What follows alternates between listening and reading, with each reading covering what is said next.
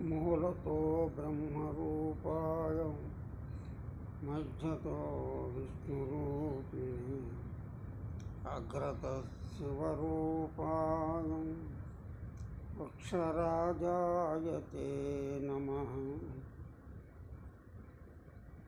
అశ్వత్థ వృక్షం మూలంలో బ్రహ్మదేవుడు, మధ్యలో విష్ణుదేవుడు, అగ్రభాగాన శివుడు ఉంటాడని ప్రతీతి.